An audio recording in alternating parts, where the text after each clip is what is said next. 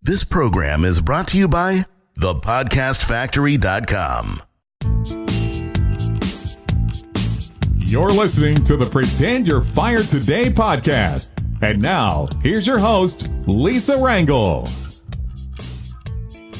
Hello and welcome. Welcome to the 27th episode of the Pretend You're Fired Today podcast. I'm Lisa Rangel, host of the Pretend You're Fired Today podcast and founder of Chameleon Resumes. We are an executive resume writing and LinkedIn profile development and job search consultancy firm. We work with executives, high potential leaders. We help them land their next position faster. And on today's podcast, we're going to share with you 4 tips on how to nail that tell me about yourself question, that elusive question that everybody hates to get asked, but they get asked. Inexperienced recruiters depend on this interview question because it shifts the chat to the candidate so they don't have to say much. And experienced interviewers use this question to try to make the interviewee uncomfortable because if they're unprepared, they're going to stumble and it gives the interviewer an upper hand. So after today's session, you will have a framework in which to nail this question. So no matter who's asking you for whatever reason and their motivation is, you will have this confidence builder because you have this down pat. So no matter what level you're at in your career, you're going to want to do this, and I'm glad you're here. So it doesn't really matter how far you've climbed up the ladder. Everyone hates to be asked this interview question. So tell me about yourself. Everyone gets asked. Again, it comes back to having to be ready. So how a candidate reacts and answers this simple question can be extremely telling of a candidate's viability for an executive role. So it's important that you're prepared and you practice and you bring your A game to this challenge.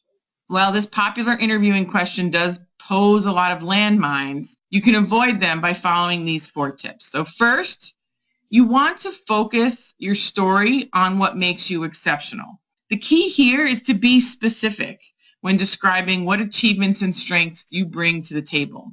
Don't try to be everything to everyone.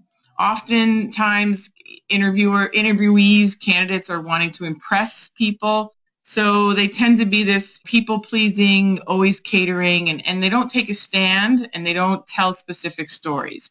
And this can be specifically or especially true if a big job is on the line. This can lead to one big landmine, trying to be everything to everyone. This is when you particularly need to demonstrate what makes you different than other candidates. You can do so by focusing on the strengths, on the skills that make you unique and that make you exceptional. Focus on the stories that showcase your strengths and allow you to provide concrete examples of these strengths and results and desirable traits. For instance, if you were vying, say, for a VP position in really any discipline, this would be a great time to mention steady promotions that led you to this being ready to this next role. Your ability to attract and cultivate talent, your knack for conserving costs and utilizing resources effectively, and your ability to satisfy business stakeholders. These are all traits that you want to demonstrate in the stories that you're telling about yourself. Promote yourself, but do it subtly with concrete, specific stories. Next, you want to be confident in your ability to serve that prospective company, but you don't want to get cocky. There's a fine line between confidence and conceit.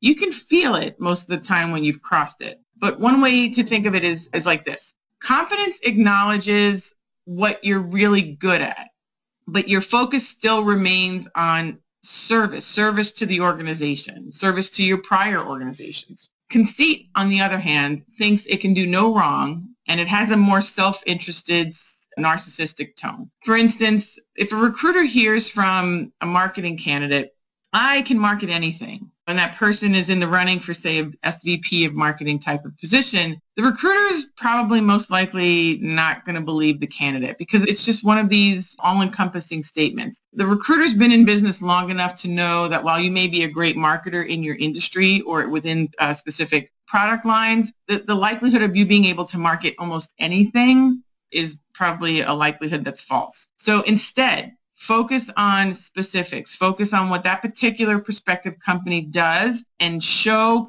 the recruiter, connect the dots for them, how your skills can help them achieve the goals that they need accomplished by making this hire or the problems that they need fixed by making this hire?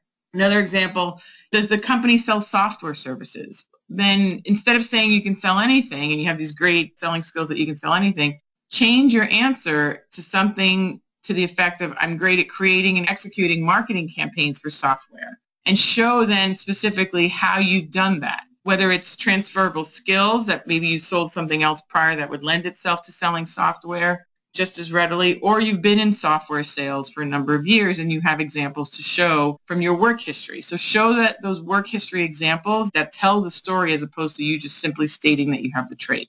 Third, and it's more along the same lines of what we just talked about, but more specific, you want to answer with professional examples. So this can be the biggest landmine area of an interview. If you respond to the tell me about yourself question with ramblings about your personal life and, born in X year and X place, and this is what your childhood was like, and you're starting from there and you're going on and on and on and on, you've pretty much completely missed the point of the question. So while you want to weave in some personal traits and some personal motivations behind what brings you to be the profession that you are today, you need to make sure you stick to the point of the meeting, which is an interview. The interviewer wants to know is who you are professionally. So, for example, are you a financial expert that's looking to fill a chief financial officer position? Have your stories revolve around how you've made it to now being at this level that qualifies you for this position, and what specifically makes you qualified for the position.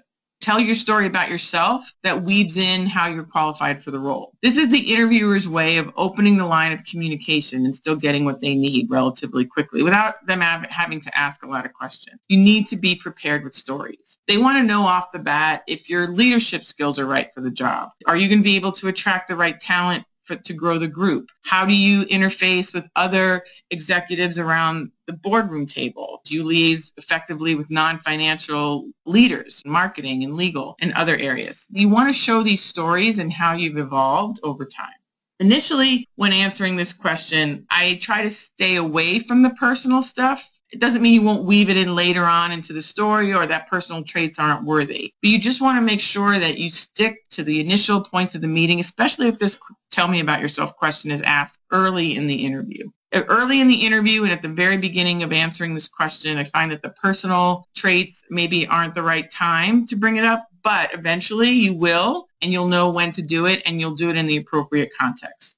And lastly, keep the answer sweet, short, and to the point. This is a common interview question, so it can seem informal. It allows the candidate to maybe let their guard down when answering it, and it can be a landmine where it leads you to ramble or present too much personal information that didn't need to be said. You want to make sure you're mindful of your answer being short, sweet, and to the point. Think of it this way. Think of this question as the opportunity for a sales pitch. A soft sales pitch, but a sales pitch. What makes an effective sales pitch? It's short, it's sweet, it's simple, it's to the point, and it meets the need of the person who is hearing the information and who's interviewing you for the position. So by being short, sweet, and to the point, you can avoid this landmine. Form a short narrative around these key points that differentiate you from other candidates. Write it out. Practice it. This way, you're not caught off guard. You get a vibe of how long it takes to say these specific stories, so you can tell if you're going on and on and on because you've practiced them.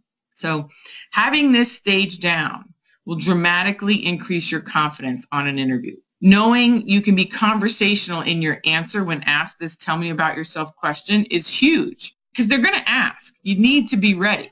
So instead of hoping they don't ask, but they ask, and then you're scrambling and awkward and weird, now you can say, like, bring it on. I'm so glad you asked me that question. And you have an answer, and you can say it naturally and confidently with your shoulders back, eye contact in place, and it will set a great first impression.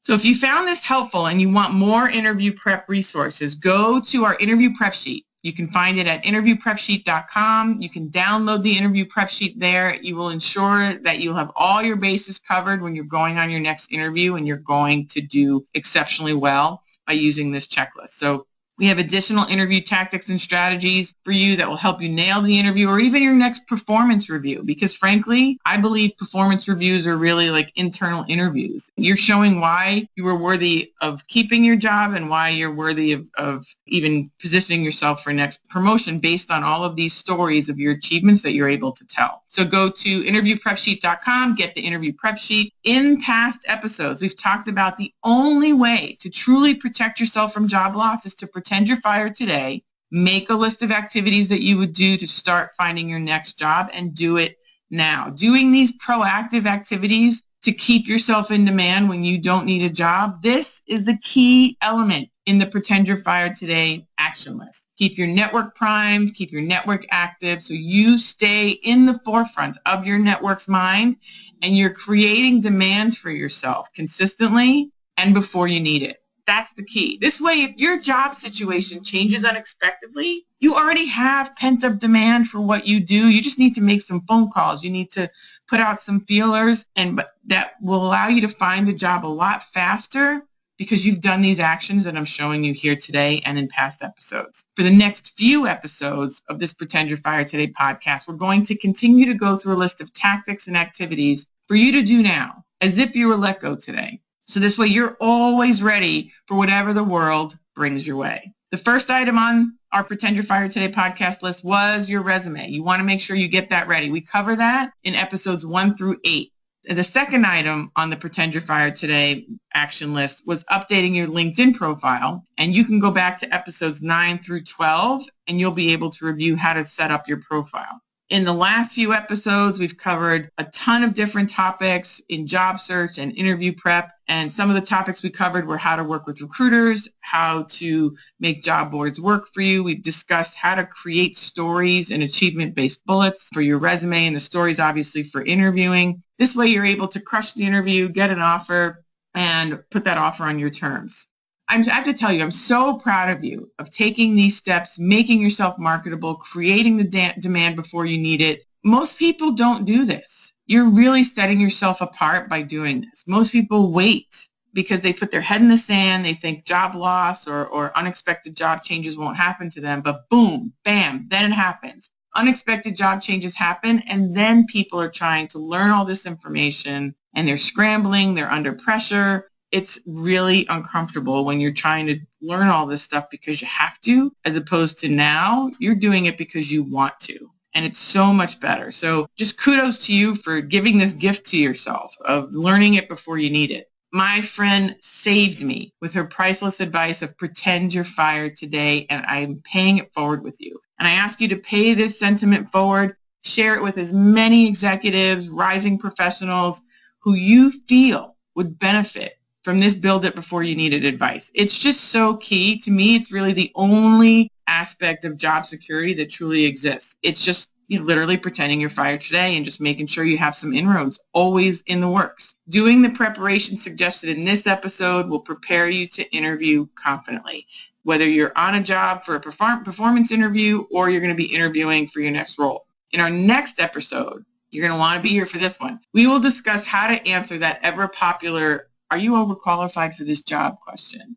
I know most candidates really hate that question. So the topic in the next episode will be how to handle the overqualified question so you can move past it and get on to the next interview. I'm going to show you how to answer this question effectively and eloquently to keep you moving through the process. So tune in for the next episode. Don't miss it. Until then, go to interviewprepsheet.com, download our interview prep sheet, be ready for the next session, reinforce what you learned today, and I look forward to seeing you on the next episode. Be well.